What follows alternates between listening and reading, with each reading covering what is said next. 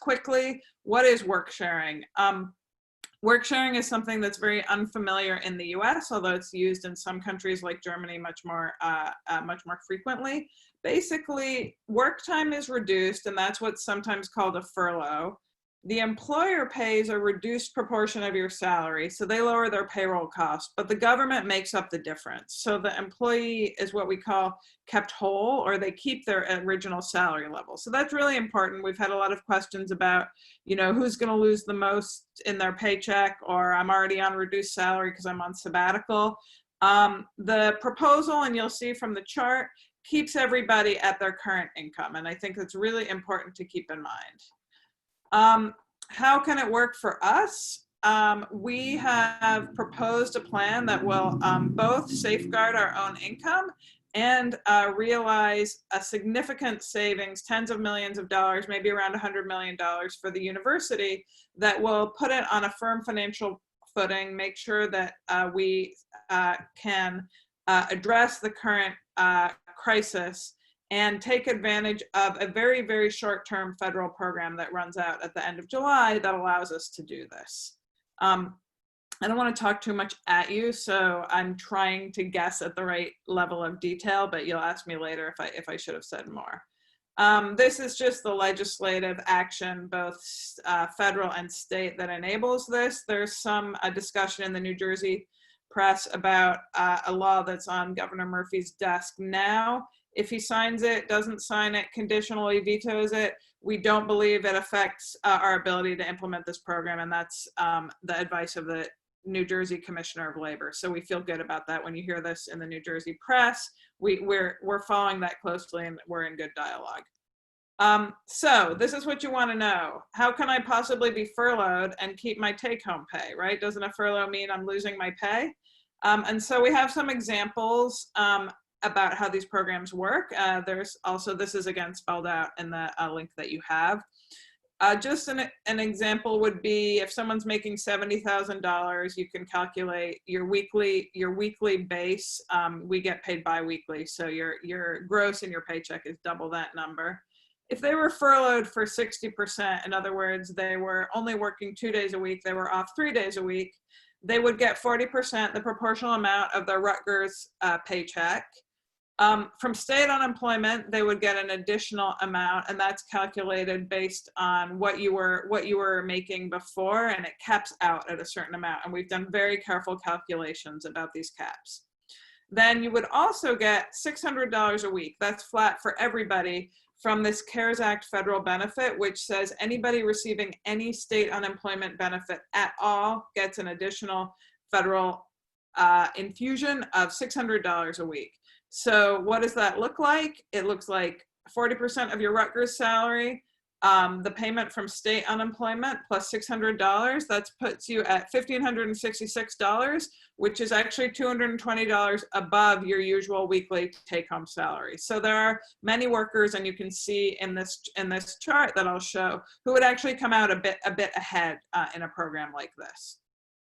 At different salary levels, because of the unemployment insurance system, you could be furloughed a different percentage of your time. So up to 89,000, you could be furloughed 60% of your time, and then down from there. And this is all based on how much time you could be furloughed in order to keep your whole income through these different sources. So that's what that looks like.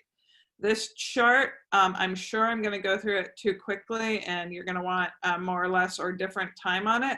But the important thing to understand from this chart is that you can see how much you would take home with the furlough program, and you would take home your weekly take home with the maximum furlough time would be those 3 pools of money, essentially a proportion of your Rutgers paycheck, an amount, and then 2 different sources of money that come to you as an unemployment check from the state of New Jersey, the regular unemployment insurance, and the additional $600. So you can see that we've done these calculations so that you could take home the same or more than you're currently taking home, if Rutgers management agrees to this program. I'm going to do a few frequently asked questions. These are on the website and some are in more detail, and we're working on a whole slew more. So we know you have a lot of questions and we're working on addressing them. And again, I'll affirm, we don't have all the answers, but in cases where there's doubt and there's concern that a group of employees could be somehow adversely impacted by this, we would expect that they would ultimately be ineligible for the program. And we're working closely again with the State Department of Labor, and we'll work with, if we reach agreement, we'll work with Rutgers management to make sure we carve out employees that have some kind of risk at participating in this program. The unemployment insurance system is one that you've heard probably a lot of bad things about, and we do not want to minimize that.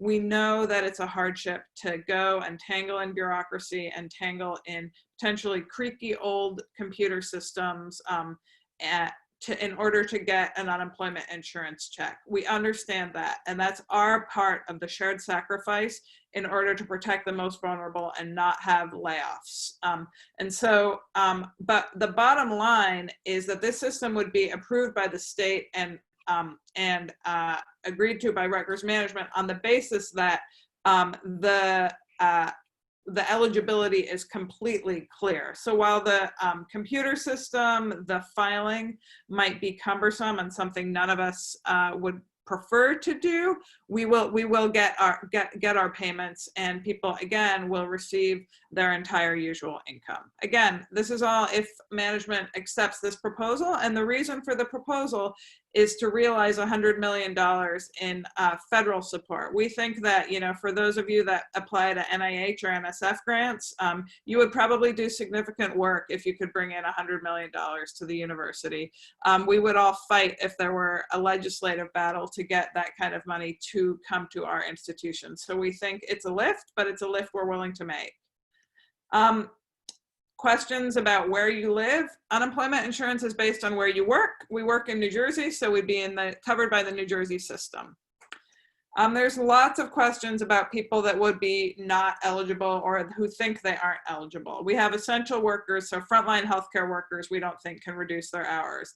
There are other workers that may not be eligible. If you're working on a grant or a contract that has a specific time allocation that can't be shifted, then those workers, for example, would be ineligible. And we anticipate that if we reach agreement on this program, we'll work with the university to get to understand all the categories of workers that might have to be carved out. But the success of the program is based on the maximum proportion of employees participating, and those employees, again, would keep their income or even have a higher income for the period of time of the program. The questions about visas. If you're here on a visa, you are eligible for unemployment benefits, and there's no problem. It's not considered being a furlough is not a public charge. We're looking very closely into this. We're getting advice not only from our attorneys, but from Rutgers Global, from national AFT attorneys who are very close to federal immigration policy. We think most likely, out of an abundance of caution, that faculty and others on H-1Bs would probably be excluded from the program. So that's a question that has come up a few times. Benefits, this is obviously also crucial. These programs are predicated on keeping your benefits, both health insurance and retirement, and the employer paying into them just as if you were not participating in the program. So those benefits would carry on uninterrupted.